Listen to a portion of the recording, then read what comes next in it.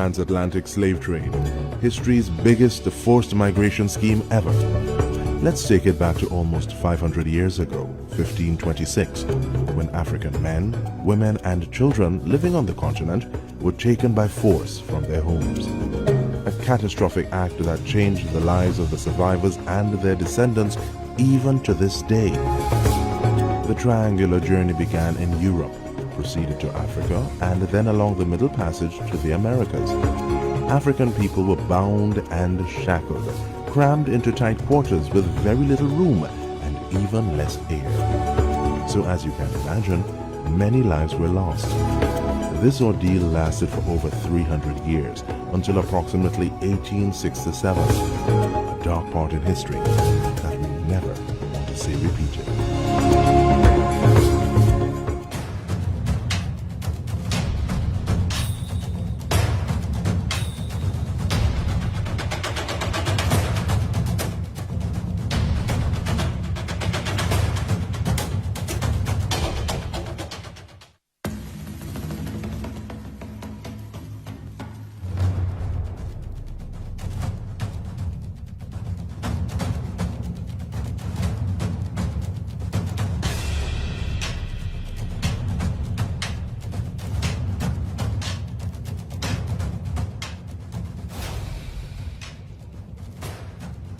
So we are here and we are looking at what is taking place. Before Yesedi starts, we see the Executive Director, Zakia Uzoma Wadada, next to Director of the Crossroads Foundation, Shabaka Kambon.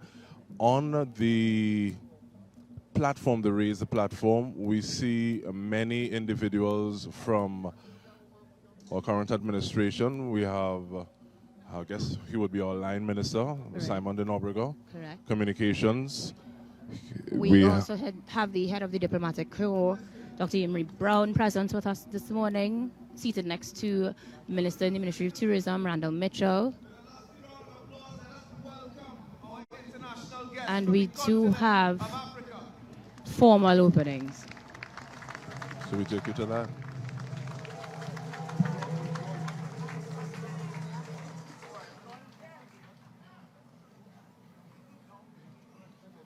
Ghana, the nation of the Black Star.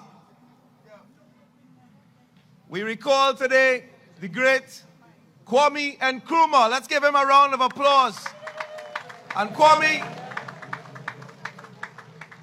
was heavily inspired by the work of our brothers and sisters right here in the Caribbean.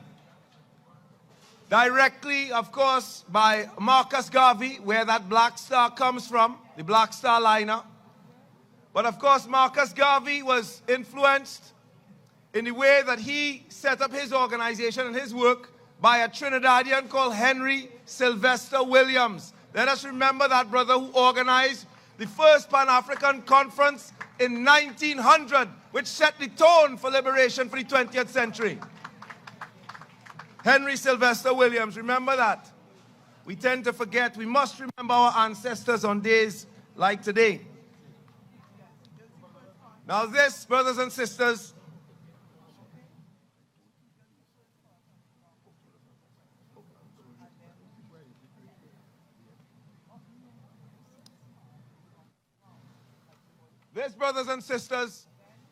is the 185th anniversary of the end of chattel slavery. And even as we celebrate that step forward in human civilization, that is the end of the right of one person to own another, to do with as ye will until death, we acknowledge that the Emancipation Proclamation, which was read out right here in 1833, was one of the most criminal acts in history. That act acknowledged the right of the former slave masters to have owned our ancestors. And the vast majority of the provisions in that act organized for them to receive compensation rather than us for the loss of our ancestors in property. The official figure paid by the British government, which we all know, £20 million, is only part of the story. So today I'm going to share the other part. They arranged for our ancestors to work another 6 years. It turned out to be 4 years for free. That amounts to £27 million. What I'm telling you this morning, brothers and sisters, perhaps you're hearing it for the first time, is that your ancestors paid more for your freedom than the British government. And to give you a sense of how much money the British government paid, it was 40% of their annual budget. And it took the government of England until 2015 to pay back the money they had borrowed to pay the masters for our freedom. So, we acknowledge that fact. We acknowledge that upon emancipation, emancipation like independence didn't mean freedom. Both of them were opportunities for us to build freedom. Opportunities, the beginning of a process, not the end in itself. Because at emancipation, the powers that be enacted laws, policies, and institutions that incarcerated, deported, indebted, brainwashed, and generally extended the subordination of Africans under white supremacist rule into the foreseeable future. That is the reality of our emancipation. But today, brothers and sisters, we exist at an extraordinary historical moment. You know, Dr. Martin Luther King used to say that the arc of history is long, but it bends towards justice. And finally, 185 years after emancipation, we could say that the moral consensus around the world is now that we deserve reparations. The moral consensus around the world, and I'll tell you that my father did not believe that we would arrive at this moment in our lifetime, but we have. At the end of last year, the first European leader, Mark Rutte of the Netherlands, came forward and apologized. The first one to apologize. It's the beginning. In January, the Anglican Church acknowledged, in its own words, its shameful links and pledged £100 million. In February, the Celebraion family, one of the great beneficiaries of enslavement, 104 members of that family signed a note of apology to the people of Grenada, where they owned 6 plantations and 1,000 of our ancestors at emancipation. And 7 of them, including their most prominent family member, the BBC journalist Laura Trevelyan, traveled to Grenada to publicly apologize to the people of Grenada.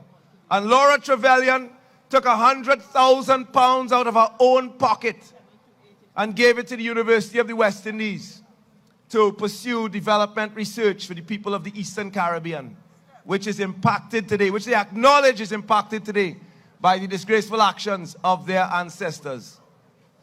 In March, the Catholic Church repudiated the doctrine of discovery. That is the legal and moral framework contained in a series of papal decrees called bulls, from Dum Diversas in 1452 to Inter Caetera in 1493. And let me tell you how significant that is. Those bulls contain the instructions, the guideline, the outline for the actions of the colonizers, what we call the discoverers. We think of Christopher Columbus and his actions as the actions of the individual and those he brought with him on his ship, but no. Theirs were specific actions that were called for in decrees made by the Pope in the Vatican in that period, in those bulls, which the Vatican has now repudiated. All those institutions, churches, corporations, states, etc., that are now coming forward to apologize, to acknowledge, and to pay reparations, let us give them a round of applause. And let me tell you today that the just emancipation that is about to emerge in this new environment, and let me tell you, it's not a fait accompli. We have to continue to push. It's not finished yet. We still have work to do. But that just emancipation was something that our ancestors envisioned and articulated. Today, let me introduce you, while we wait, to a brother called, his slave name was John Stewart. His African name was Otoba Kuguano. And he belonged to an organization called the Sons of Africa. And that organization was the first abolitionist society in Europe. Started in England, started 1 year before the famous Society for the Gradual Abolition of the Slave Trade, which we associate with William Wilberforce and so on. Now in your schools, they will teach you about Wilberforce and Clarkson and so on, but they will not teach you about Otoba Kuguano, Mary King, Mary Prince, Oluda Equiano, and others who started the first abolitionist society in England, on which the Europeans modeled their societies.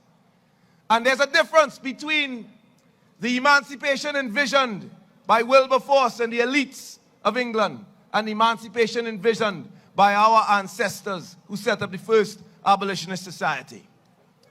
They demanded in the 1780s immediate emancipation. They demanded in the 1780s immediate compensation, not for slave masters, but for our ancestors. They demanded that those who had been deprived of education, our children, be given free education. They demanded land.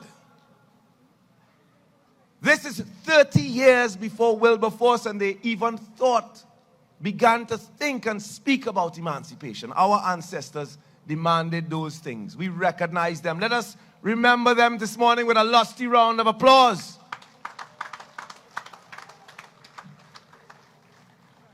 And brothers and sisters, on that note, Kuguano said of slavery that it was a crime of the first magnitude. Indeed, an abominable crime. One in which they stole a person from themselves, the worst form of robbery. And he said of the slave masters that they are the greatest villains in the world. To quote him, if a man not have love in his heart for his fellow creatures, none of his virtues are worth a salt. Yet, brothers and sisters, I will allude today that all around us in Trinidad and Tobago, whether you are in the north or in the central or in the south of this country, the people that we honor and celebrate in our public spaces are not those who fought for our freedom, but those who perpetuated the great crimes of colonialism: genocide, slavery, indentureship, and what followed after emancipation was actually apartheid, separateness and unequalness, deliberate attempts to maintain the status quo. The celebrities, the icons of those great crimes are the people celebrated all around us. Which one of these streets here is Picton Street? Which square is named after Ralph Woodford? Where is Abercrombie Street? Abercrombie and Picton came to the Caribbean to put down the wars of emancipation that our ancestors were waging from Grenada to Haiti. That was their mission, to keep us in slavery. We honor them on streets today. Disgracefully, the country that sent us, Picton, the country of Wales, they have decided that he is no longer worthy of honor because of the crimes he committed in Trinidad. They've removed his statues, removed his portrait from rooms that honor the heroes of Wales for the crimes he committed in Trinidad. And they did this as a gift to us for Emancipation last year. A year has passed, and we still have over 10 monuments to that vicious criminal, Governor Thomas Picton. But today I'm going to share with you the name of one of our heroes. I'm going to ask you a question first, and I want the authorities around to pay attention to this one. Can anybody in this audience name for me, and this is a real challenge, the man that set up the first desegregated school and desegregated church in this country? And here's the addendum to that question. What kind of country would erase the history of the person who sets up the first desegregated school and desegregated church? The person with the vision for a future where Trinidad, where every creed and race would find its equal place. That is our motto. The man who worked to give us that vision has been erased from history. His name, brothers and sisters, is Father Francis de Ridder. Remember it. Let's say it together. Francis de Ridder. We're going to teach ourselves the history they don't want to teach us. His name was Father Francis de Ridder. Let me hear it. Francis de Ridder. And he organized that first school and church on Park Street, where Rosary Boys and Rosary Churches today is the site of the first desegregated school and church in this country. That man, that great, the first black Catholic priest in this country, was persecuted to death. He died at 33 years old, tortured by the powers that be in Trinidad and Tobago, led by a man called Ralph Woodford. Now, this is a private question. Ask yourself in your heart, what kind of society would erase Francis de Ridder and celebrate Ralph Woodford, the greatest white supremacist in our history? And when you answer that question, you'll understand the kind of journey that we still have to go forward if we are to really achieve justice and equality in this society. Because, of course, Woodford doesn't just have the square, the street, the cafe. In the Anglican Cathedral, he has a life-size monument. In the Catholic Cathedral, you go into the cathedral down at the end of the promenade, walk to the altar, and then turn to your left and look up above the door. And you'll see a monument that speaks to his great virtues. What are the virtues of Governor Woodford? He was considered a racist by his own peers at a time when it was okay to own people.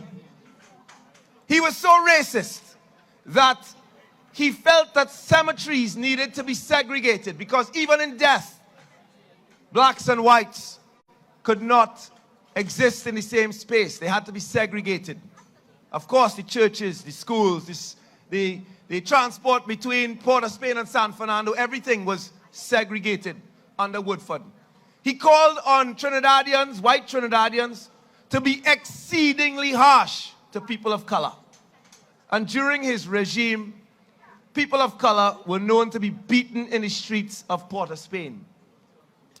There's an incident for our native brothers and sisters of a father, a priest, called Father Carrillo in central Trinidad, who ran a mission like the one in Arima. And that priest was debauching all the women in the mission, like what happened in Arima. And that is a story for the indigenous people to tell. But the men in that mission, or that quasi-plantation, came to Port of Spain. They walked from central Trinidad to Port of Spain to report the crimes of Father Carrillo to Governor Woodford. Governor Woodford told them, acted like if he was listening to them, like he was concerned about their issue. And I'm not talking about our politicians today. We have some good politicians today. But back in that day, we're getting some applause here. Back in that day, we had some bad politicians like Woodford. And Woodford wrote a note and dispatched it on horseback to Carrillo. Told the men to go back, he would deal with it. When the indigenous people got back to Carrillo, he beat all of them and sent them to work in South and continued his debauchery in the mission. Woodford was so racist that he tried to stop Africans from owning land, from reading. He banned the literary society. White masters who had colored children, mixed children, and who had sent those children abroad to study things like medicine. When they came back home, even though there was a shortage of doctors in the colony, they were not allowed to practice under Woodford. White slave masters who felt that they should pass their land on to colored children, they were not allowed to pass that land under Governor Woodford. We honor Governor Woodford, as I said, with monuments everywhere in the center of our town. It cannot continue. Not while Francis de Ridder sits in the dustbin of history. The man who organized the first desegregated school and desegregated church in this country. Who gave us a vision for the future that we are still working towards. If you're with me, let me hear you. Emancipation is unfinished business, brothers and sisters. Like independence, we have work to do. We have to give form and substance to these ideas. We have to work together to do those things. And so let me invite our brothers and sisters now to give us some drums this morning as we await the presence of His Majesty and our Prime Minister. Come, brothers and sisters, where are our drummers? Let us begin, my brothers. We're building a bridge back to Africa through Ghana today, brothers and sisters.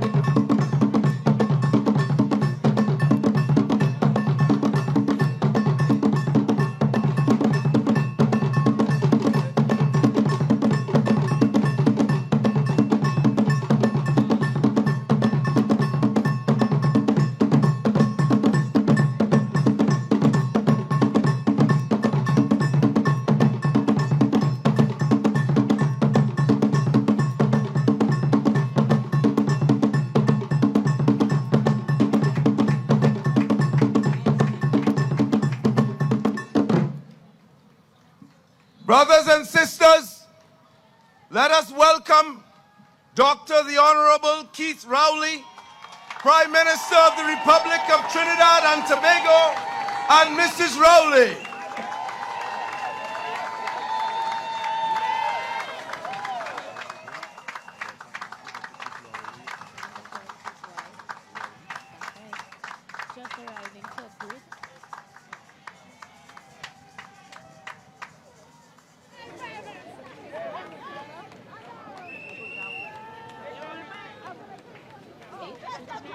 So in addition to our line minister, Minister of Tourism, head of the diplomatic corps, we also have the Minister of the Energy and Energy Industries.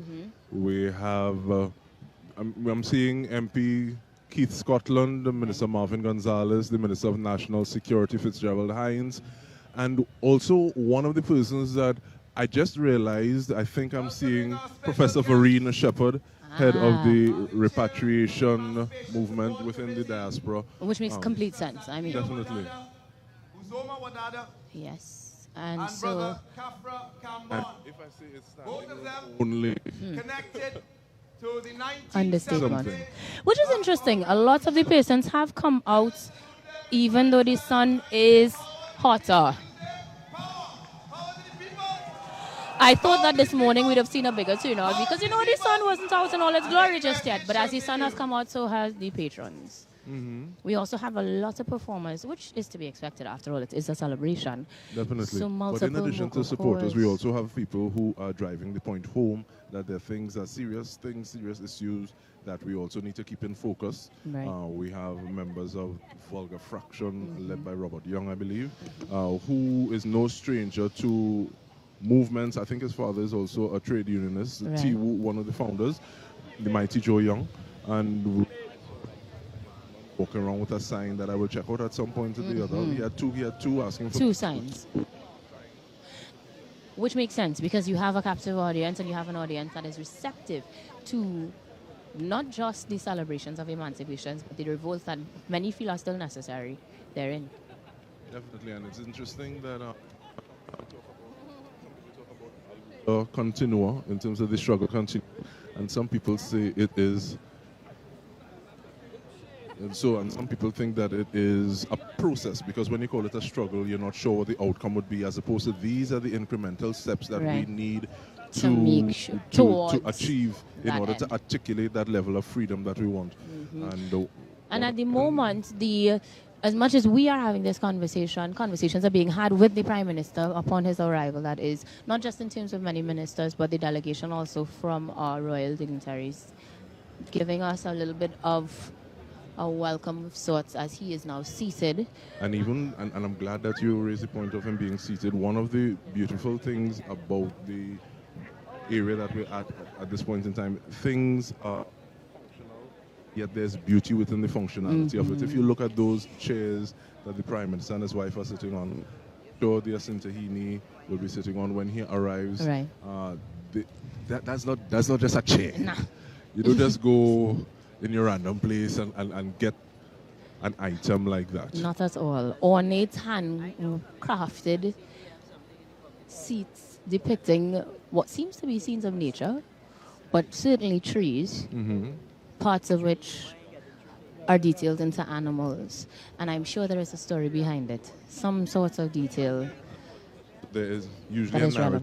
narrative in the story behind.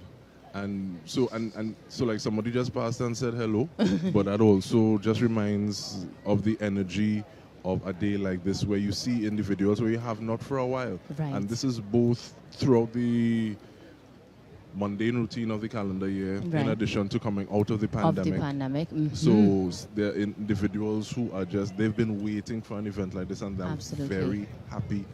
We also have to consider that there are many persons who are happening upon it, so to speak, because we are in the July-August vacation time, and I know for a fact that there were quite a few flights coming in between yesterday and today, many of whom were, yes, specifically here for these celebrations, but also who are on their own vacation and simply seeing all of the commotion and joining in. You can always tell a tourist, and there are many, many, many here with us taking in today's happenings.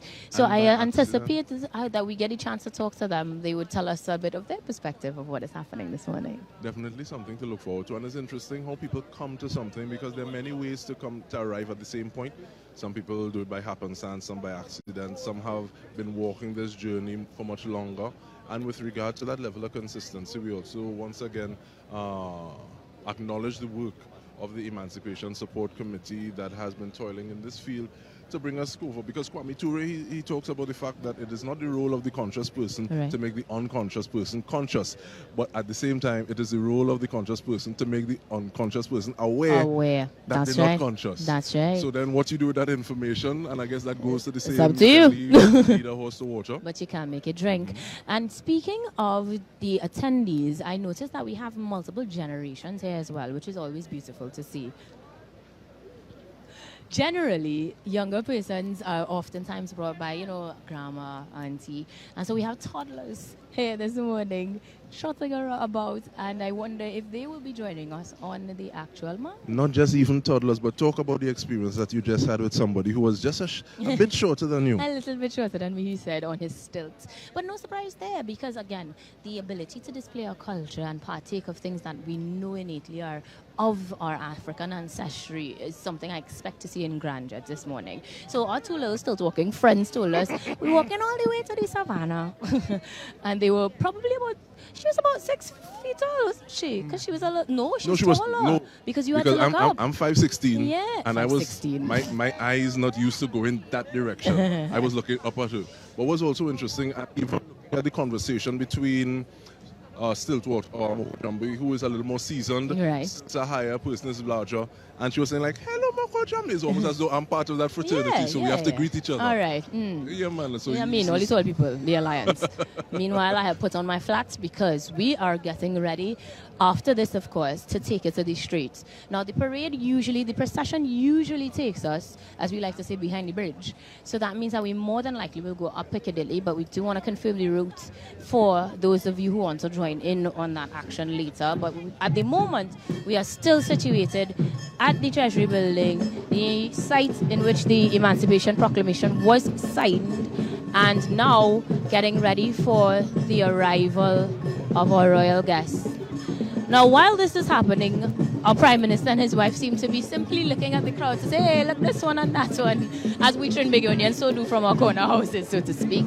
And I anticipate that they are seeing even more attendees that we have not gotten the chance to chat with just yet, but hopefully will do over the course of this morning. And it's always a beauty to see who are some of the people that come in. So like I'm seeing the CEO of Tourism Trinidad Limited, and just being able, and sometimes these are people who put Trinidad and Tobago to the forefront, because many times we acknowledge, or we need to acknowledge the things about ourselves that make us ourselves. Like looking at those stilt walkers, they're so young, but they are growing up with knowledge of how to walk on stilts. Yes, that is one, but there's also a level of cultural confidence within themselves that has been ingrained. Absolutely. Even within their presence here today, we know that there is a lot of context they've been given. However granular, nonetheless expressed to them to make sure that they understand the significance and the importance of their presence and representation here. I anticipate, and I have to use the word anticipate because it is the only way to describe what I feel. And we're seeing outriders, so we're getting ready for another arrival. But yes, we anticipate the arrival of flashing lights before that red carpet. And they have stopped at the red carpet, which does indicate that exactly what we are assuming is unfurling. Security detail has exited rather. And so we are about to witness. So the Royal King. Brothers and sisters. And now they stand for his arrival. All the way from West Africa, Ghana. Let us welcome our special guest for Emancipation 2023, His Majesty Otumfo Osei Tutu II, the Asantehene, King of the Ashanti Kingdom.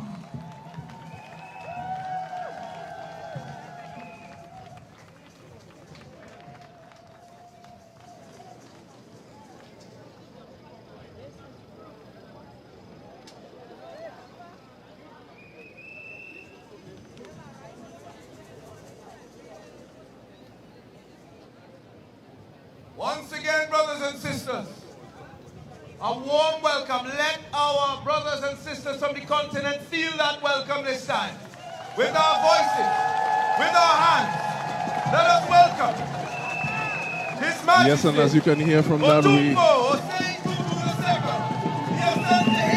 Asantehene is here. King Otumfo. And our Prime Minister is receiving his and his entourage as they ascend the riser. The energy is palpable, and you can hear. I mean, because we like fanfare and we like these sorts of things, but at the same time, the fact that it's coming from a different space, I think has a different sort of. Every single phone is out recording and taking pictures at the moment. Generations, regardless, everybody is in awe of what is happening this morning. And especially with regard to the young individuals that we were talking about earlier, they will be able to say that they were here when history was made.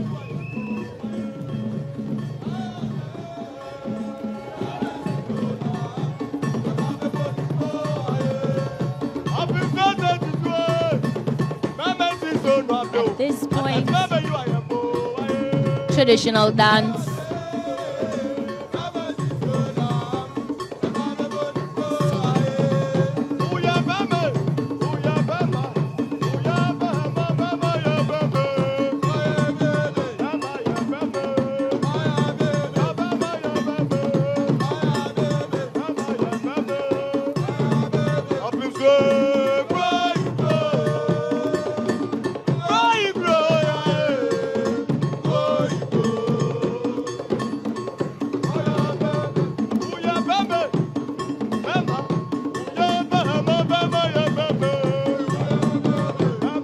And if you had a question who the royal king is the one who was being shaded by the umbrella bearer, King Otumfo Sei Tutu II, the Asantehene.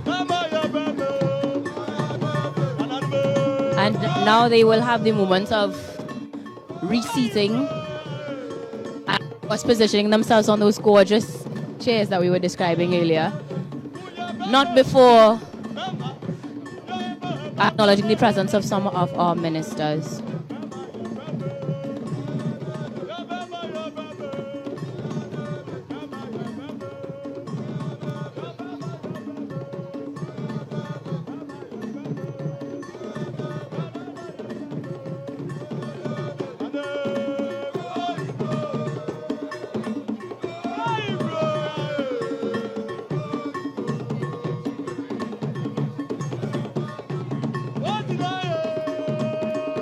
It was a thought I had, but I also remembered that generally, we were talking about this before, a lot of our heritage may have been lost in the sense of literally lost in transition, but we will get a chance to learn whether or not this is traditional, formal way, if this is specific to the location, or if it's simple today because of the region being warm as well. It's going to be to find out. Lost necessarily, but systematically suppressed. Yep. From us. Yep. So that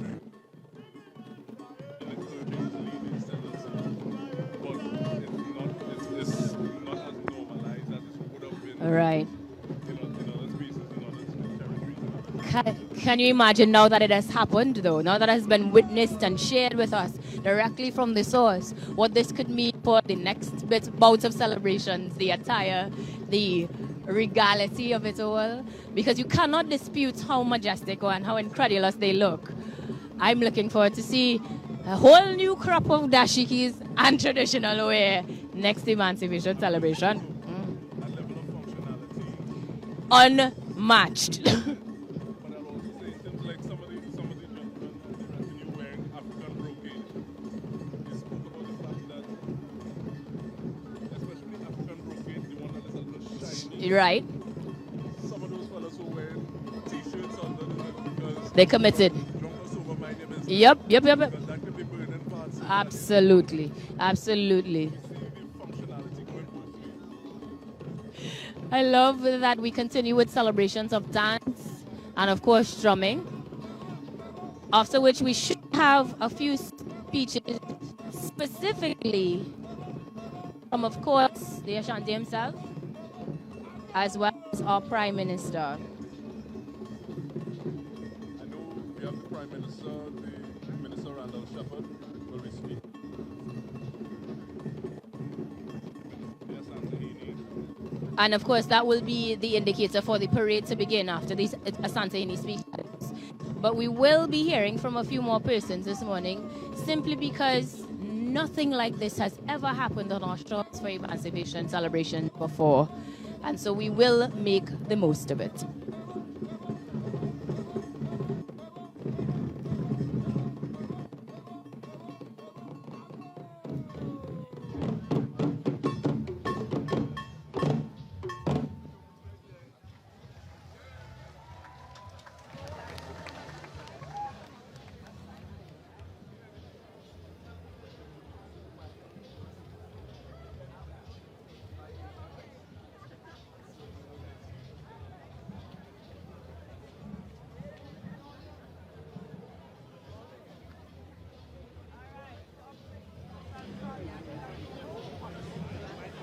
Brothers and sisters, we invite Elder Ikino Moyo to commence proceedings this morning with the libation.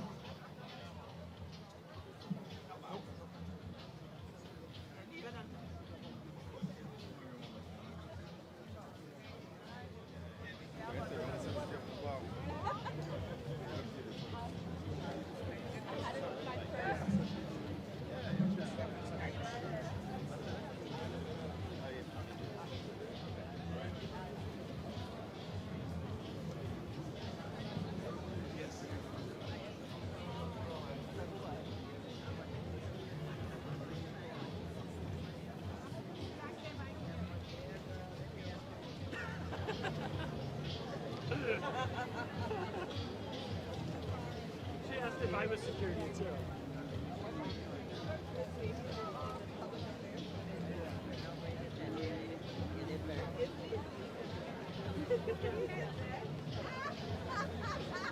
I'm not built for this 5 minutes. Akwaba.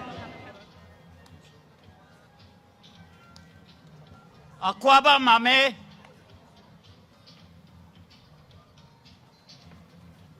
Akwaba Ija.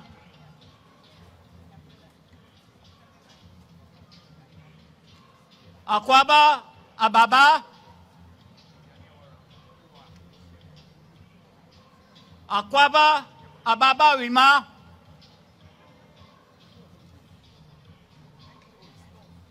Yema Oha Akwaba, the community of Trinidad and Tobago welcome His Royal Majesty King Utumfu Osei Tutu II, the Asante, and his entourage.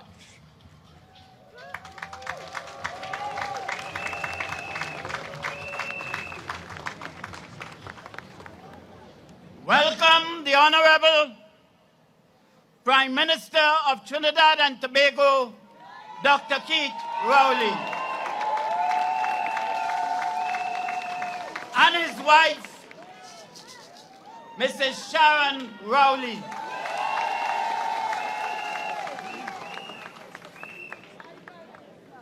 Welcome to Senator, the Honorable Randall Mitchell,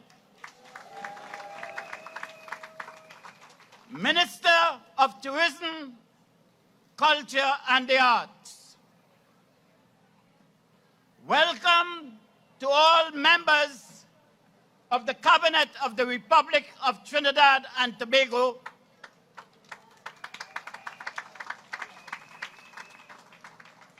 Welcome to all members of the Parliament of the Republic of Trinidad and Tobago. Welcome to all members of the Diplomatic Corps. Welcome, Brother Kafra Cambon, Director of Foreign and Caribbean CARICOM Affairs. Welcome to Sister Zakia Yumuza Wadada, the Chair of the Emancipation Support Committee of Trinidad and Tobago, and all other directors of the Emancipation Support Committee. Welcome all elders of religion, all leaders of social and community organizations. Welcome all fathers. Welcome all mothers. Welcome all brothers and sisters. Welcome to my children.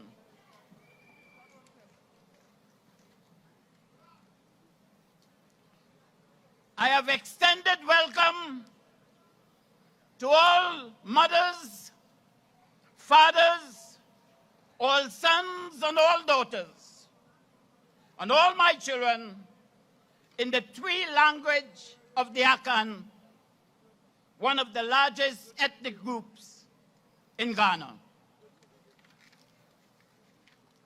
Greetings, greetings, greetings to all. Ashe. I greet you in the name of our glorious and courageous ancestors, those near and those far, requesting respectfully that they render mercy and bear witness to our words and deeds this Emancipation morning. A happy, reflective, and introspective emancipation to all.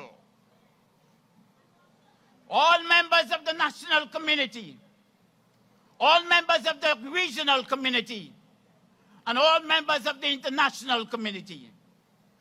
Happy emancipation to all.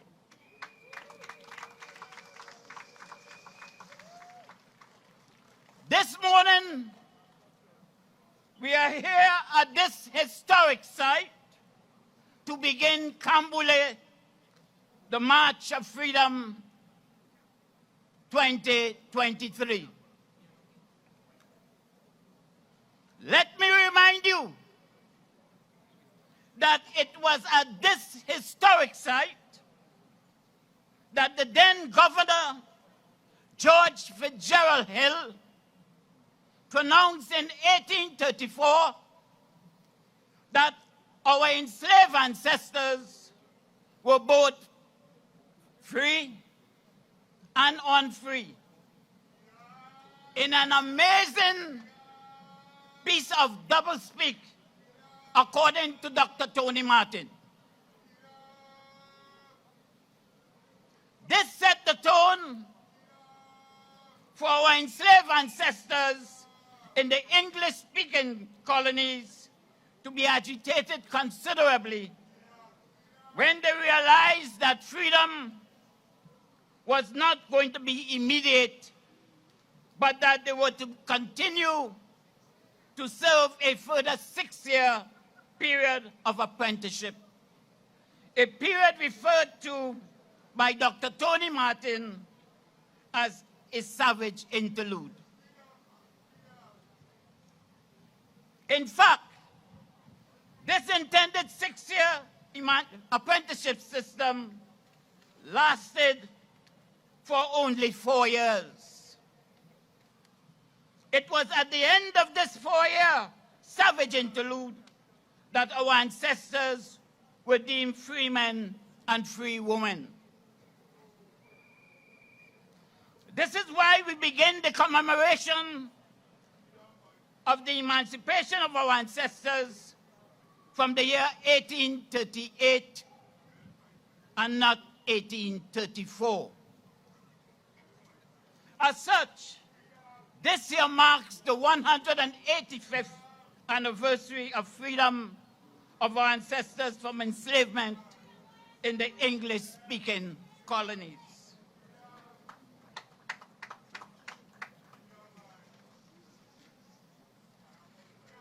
Undoubtedly, our existence as an African people did not begin in enslavement.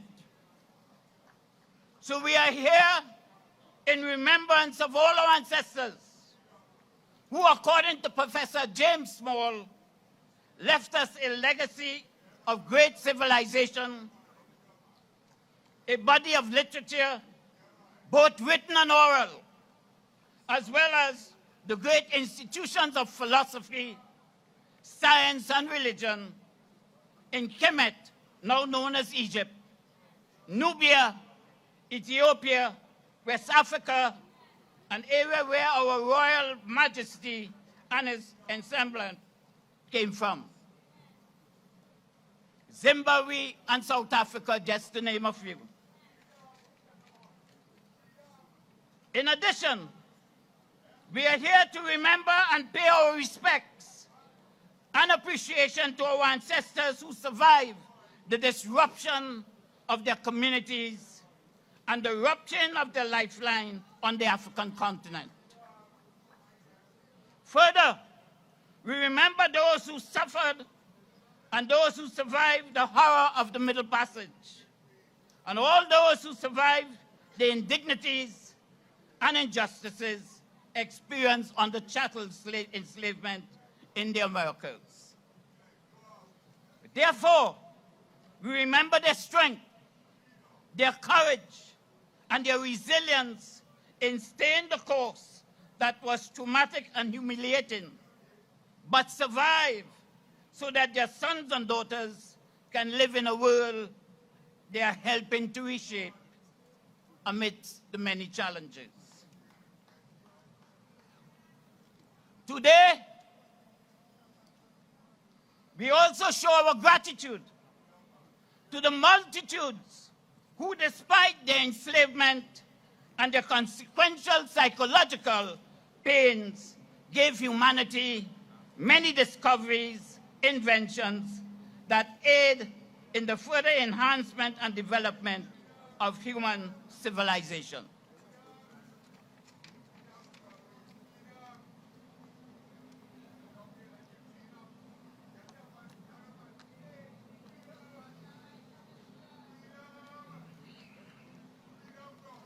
Now, African conception teaches us that as we remember our ancestors through the libation we are about to pour, what in fact we are doing is keeping them alive, thus energizing our national and international communities positively. The libation energizes the ancestors, and they in turn energize us, since they are responsible for the gifts and the talents and the achievements of our people. As we pour this libation, we acknowledge our ancestors for giving us life and for being a source of inspiration. And the energy transfer in this process build the consciousness of our being. This consciousness will liberate the mind and empower us in efforts to continue the growth and development of our community, thus confronting the many contemporary challenges we face as a people, now and in the future, with dignity and courage. Hence, the occasion we commemorate brings a joy to our hearts and a smile to our faces, according to Frederick Douglass. Indeed, today we are overjoyed to have among us for this year's commemoration the Asantehene, His Royal Majesty, the Ashanti King Utufu Osei Tutu II and his ensemble.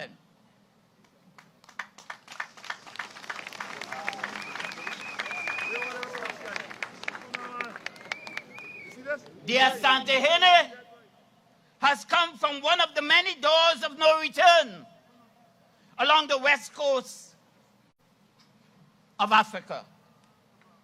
To be specific, the door of no return in Ghana, where many of our ancestors were shipped in chains to make that horrendous Middle Passage journey to the Americas.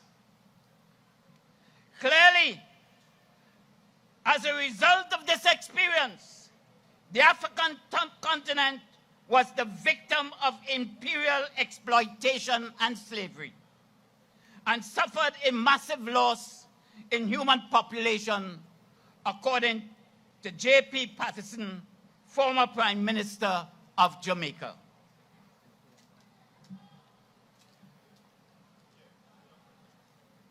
P.J. Patterson further implores us to be aware of those who would like to place the guilt of the crime of enslavement on the shoulders of the victim. And we must be careful of that. Nonetheless, the efforts of our ancestors have lit the pathways for those of us who have since come into this world and continue to be a light to our contemporary efforts, as well as to give hope towards a brighter future. It is for this reason that we begin this Cambule with the understanding that we need to commune with our ancestors by pouring this libation in their honor. I now ask the linguists of the Asantehene to come forward to pour a libation in honor and tribute of our ancestors.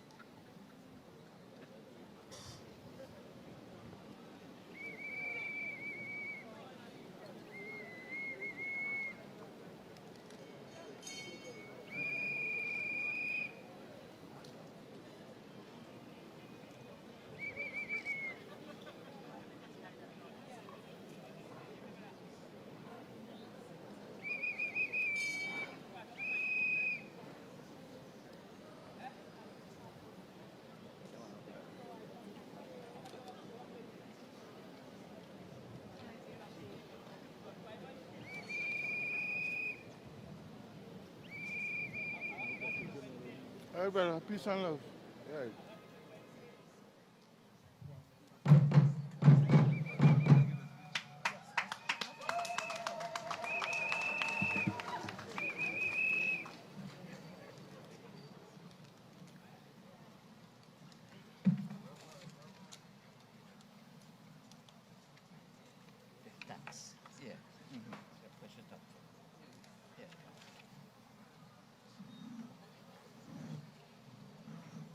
We have this Cambule in honor of all our ancestors who have walked tall on this earth, who have made significant contributions to the development of humanity in the past, and those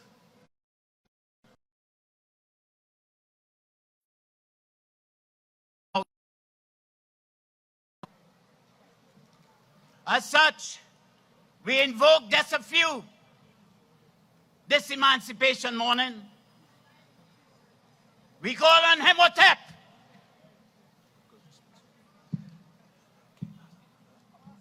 yes, okay. Shenafu, Kufu, Queen Nzinga, Ya Asantewa, Christophe, Nani, Toussaint, Dessalines, Bookman, McCandle, Sojourner Truth, Harriet Tubman, Henry Sylvester Williams, Marcus Mosiah Garvey, Elmer Francois, George Padmore, Claudia Jones, Clement Bain, Malcolm X, Dr. Martin Luther King, Audrey Jeffers, Jim Barrett, Kwame Nkrumah,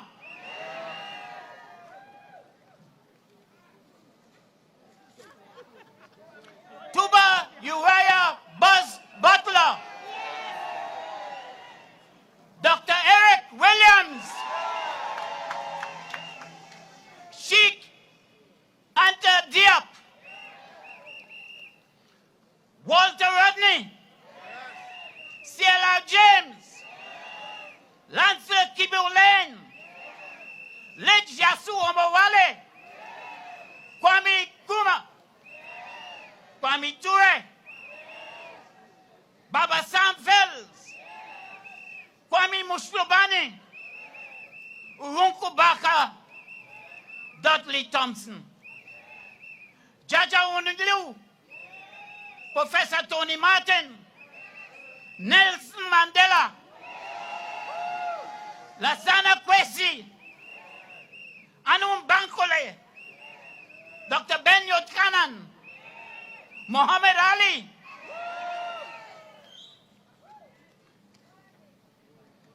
Patrick Manning, McCandle Daga, Tracy Wilson, John Cupid, Winnie Mandela, Baba Irene Fulami, Leroy Clark, Brother Resistance, Lutula Masemba, and Ifoma Soinka. As we sing and dance through the streets of Port of Spain, let their spirit dance according to Dr. David Michael Rudder. Ashe. Meda Wua Ase. It means I thank you.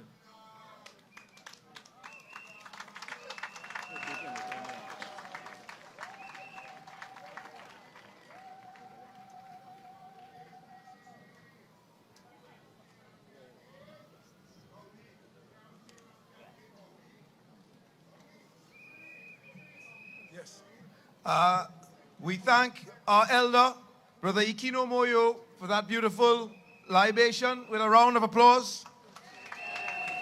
And now we welcome to the podium the chair of the Emancipation Support Committee, someone who has sacrificed and worked very hard to make this beautiful occasion such a special one, Sister Zakia Uzoma Wadada.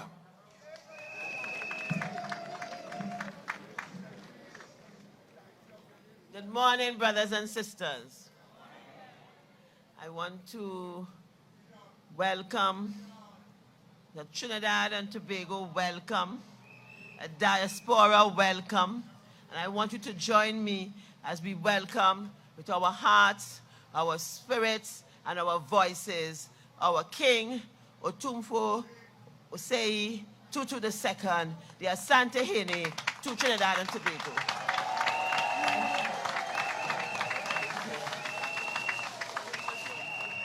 Said a special good morning to our Prime Minister of Trinidad and Tobago, Dr. Rowley, Keith Rowley, yes, and Mrs. Rowley, welcome. To our line Minister of Tourism, Culture and the Arts, the Honorable Randall Mitchell, welcome, Minister. And to all the other ministers who are here with us, all our special guests, all the chiefs, the entire entourage, the dancers, the drummers, all of those who have come here to celebrate this 185th anniversary of emancipation in Trinidad and Tobago. And when I look upon you, you always make me want to sing. And my voice is saying, oh Lord, when the freedom morning come, what we say? Amber Tyler. Yes, the freedom morning come. Oh, freedom morning come. Tyler. That's how our ancestors would have felt many, many years ago. And it is that inspired this play that we call Freedom Morning Come every year. You all know I'm not a good singer, so forget that part. Right? But I just want to say welcome. I don't want for a long conversation at this time. I know you've been standing in the sun for a while, but your spirits and your energy are so powerful. And I thank you this morning for being your beautiful selves, your regal selves, your powerful selves, because you can feel the energy. And that's what is most beautiful about Emancipation Morning. And with our diaspora energy, and this energy that we are also feeling from the continent, I know that we know who we are this morning. And who are we? Africans. Who are we? Africans. Who are we? Africans. Power to you, my brothers and sisters. Ashe.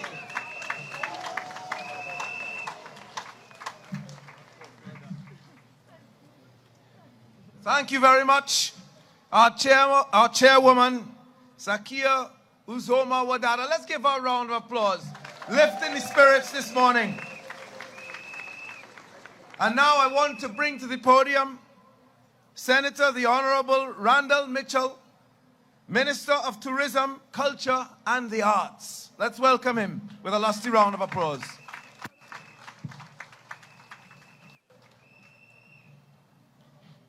Thank you very much. Good morning, good morning.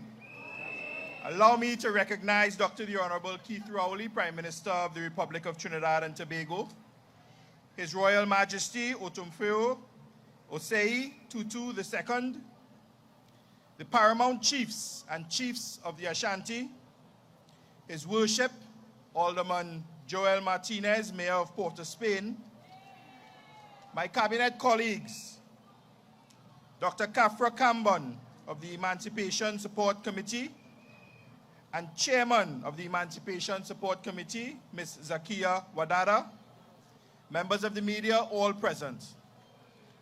Ladies and gentlemen, 185 years ago on this day, one of the darkest chapters in our collective past came to an end. The occasion of the emancipation of African enslaved people in the British colonies.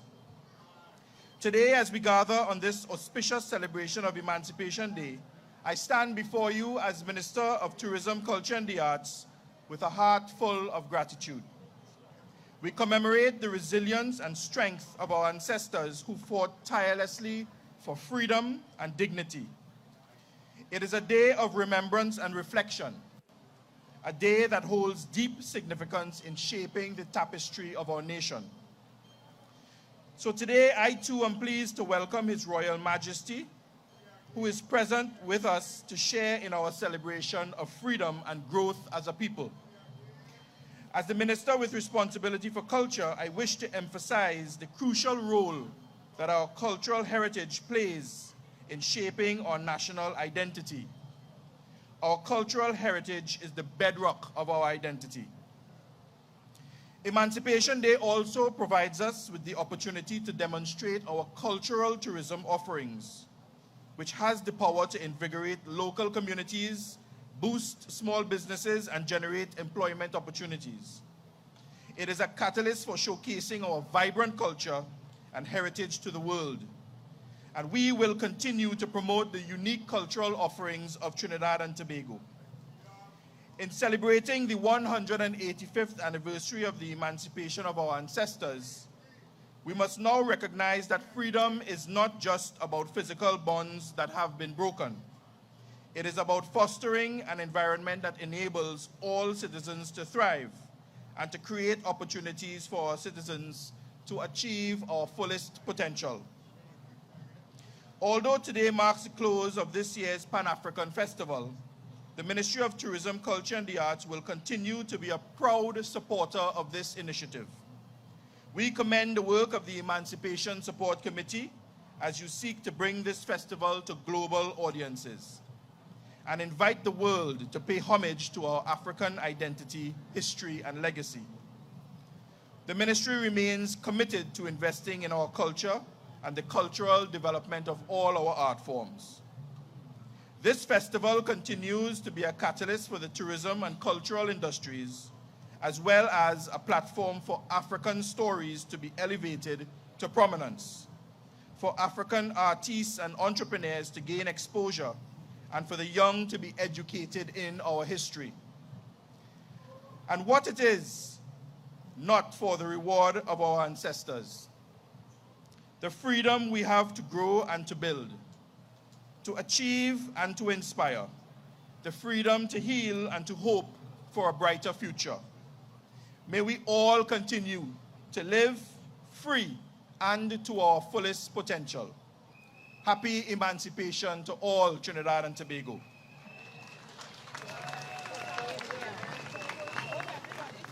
Brothers and sisters, let me say something. This minister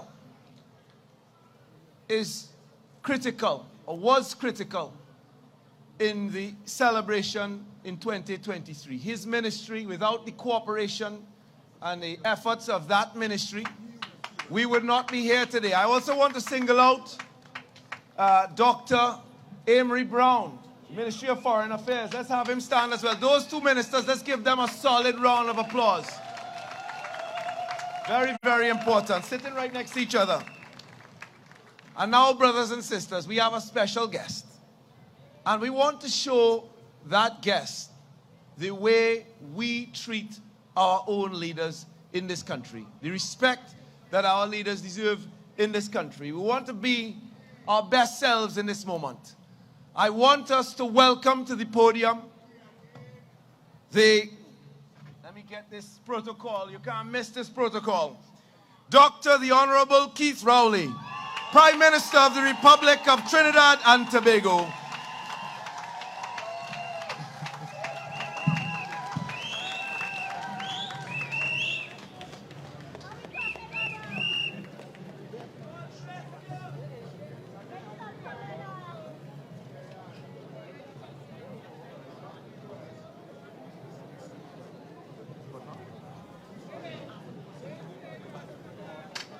Once again, brothers and sisters.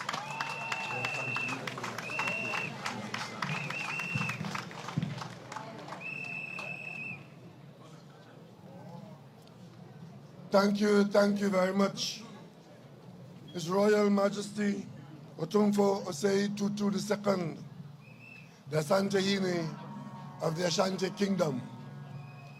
Senator the Honorable Randall Mitchell, Minister of Tourism, Culture and the Arts. Ministers of Government, Paramount Chiefs of the Ashanti Kingdom, Queen Mothers of the Ashanti Kingdom, Ms. Zakia Uzuma Wadada, Chairman of the Emancipation Support Committee, Members of Parliament, members of the Emancipation Support Committee all, brothers and sisters, welcome to our Emancipation celebrations.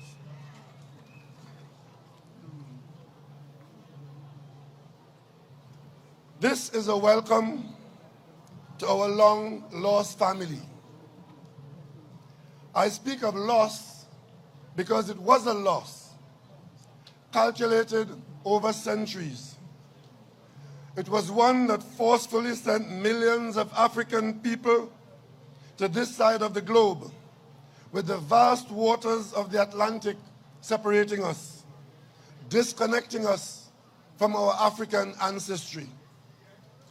For us, the concept of history was Europe's. History was theirs, and it was ours. We were told and taught for many years that Africa was a dark continent. Its people primitive, for some even subhuman. Its civilization also dark, foreign, and in many references, it did not even exist. In the eyes of some, even today, the melanin in our skin condemns to derision and discrimination. So generations of the enslaved on this side of the Atlantic grew up knowing little or nothing of Africa's history, the diversity and greatness of its peoples, its ethnicities, its empires, their wars of resistance to European domination, and of Africa's contribution to world civilization. Worst of all, on this side, we never truly enjoyed the genuine bonds of our blood and family relations with Africa. So today is indeed a significant day. It is significant to our citizens of African descent, and particularly to our younger generation, many of whom are witnessing and discovering for the first time the presence, stature, and majesty of African royalty in our midst.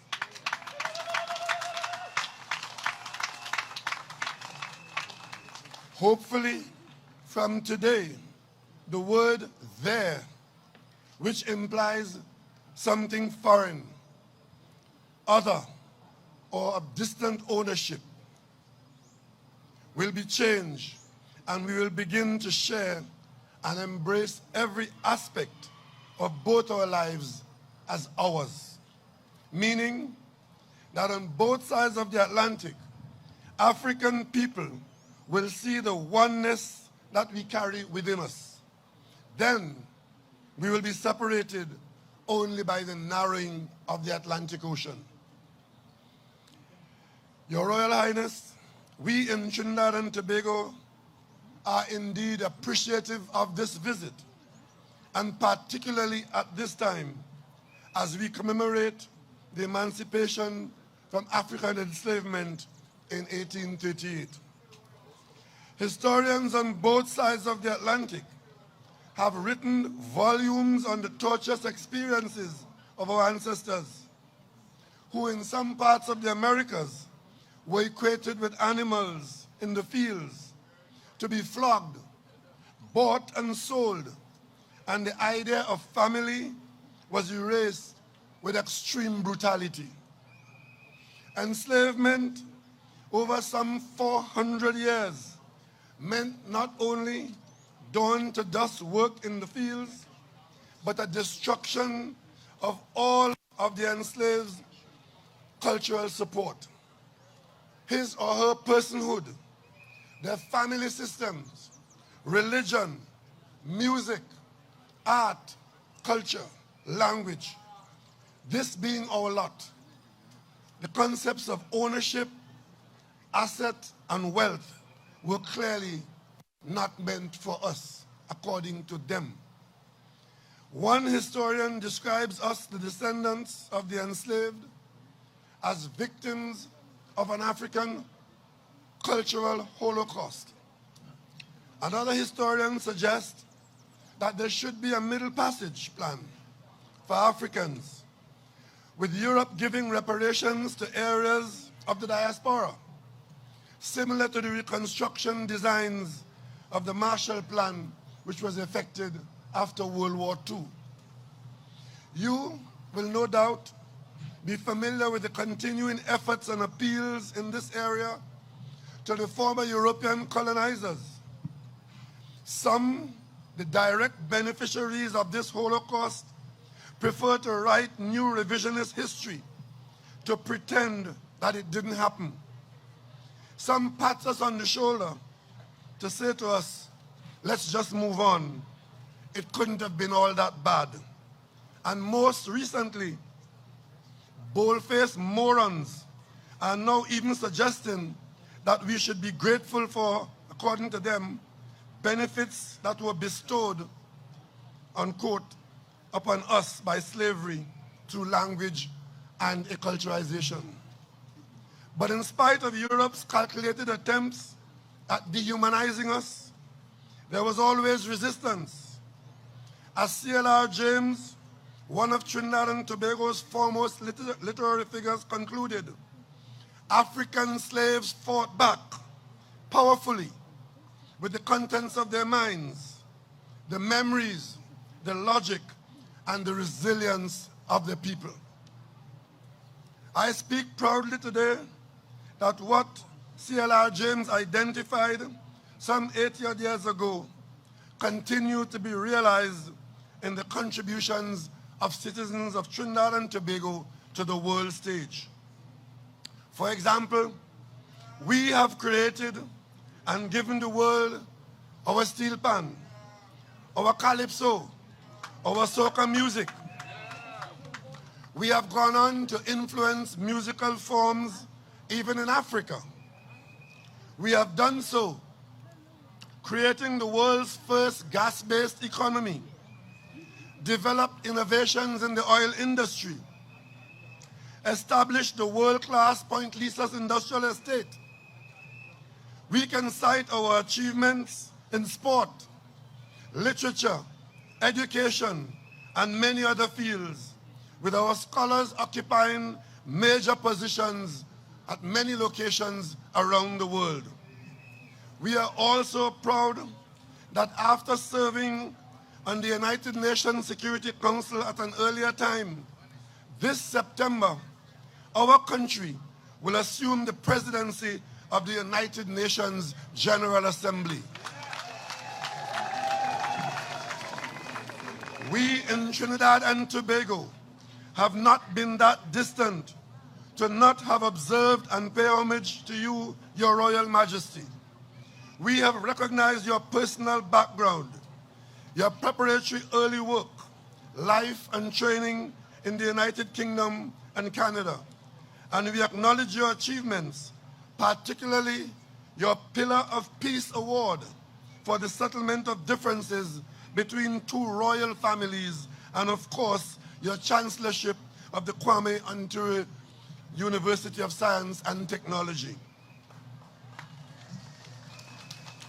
I should note here today that the founding father of Trinidad and Tobago, first Premier and first Prime Minister, Dr. the Honorable Eric Eustace Williams, a colossal figure in the decolonization period of the 1950s and 60s, was a close friend and fellow traveler of your President Kwame Nkrumah.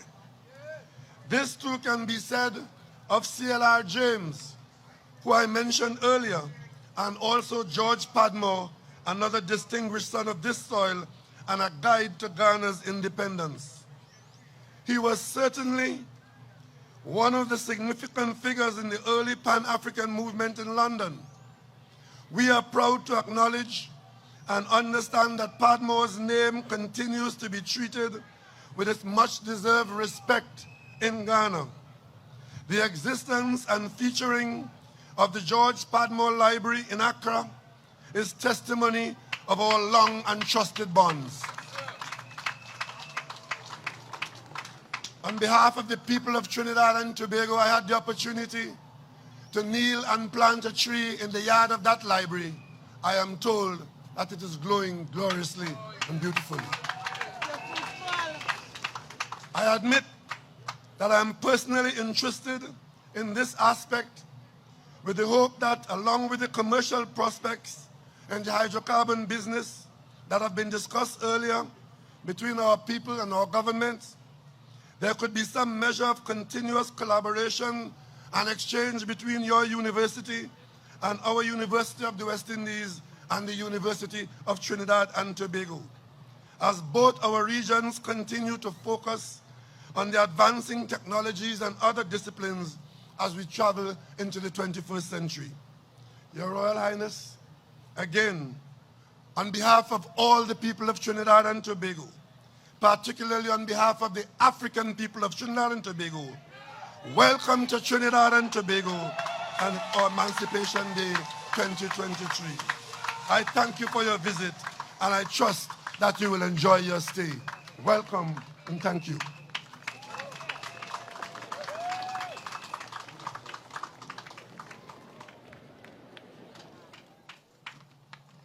At this very auspicious moment, it is my pleasure, my honor, to invite our royal guest to say just a few words to us, and as I say to you, happy African Emancipation.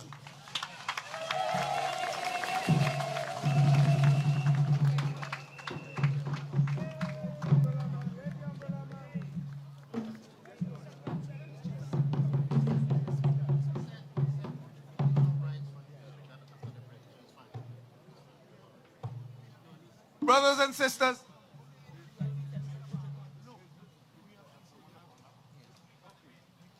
sisters, it has been decided that the king will speak at the savannah. So we have to get there to hear the king. But let me apologize to the Prime Minister because I gave him the wrong information there.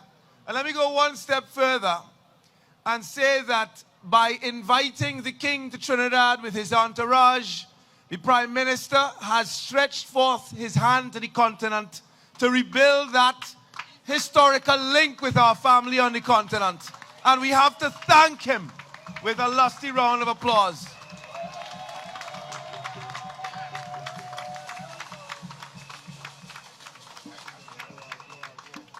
Yes. So, brothers and sisters, without further ado, we will start the day's proceedings. We launch the parade today. With the king, permission of the king and the Prime Minister, we launch the parade today. Thank you very much. Drummers.